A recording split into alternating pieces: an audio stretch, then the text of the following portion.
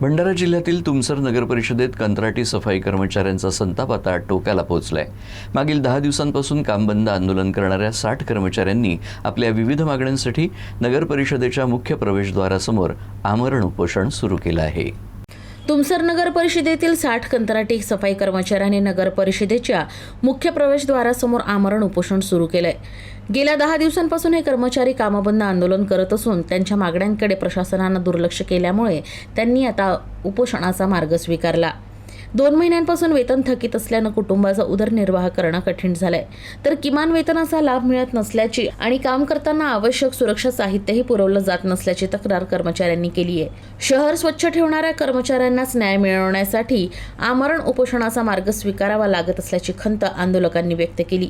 प्रशासनानं तातडीनं मागण्या मान्य न केल्यास आंदोलन आणखी तीव्र करण्याचा इशारा यावेळी देण्यात आला आहे।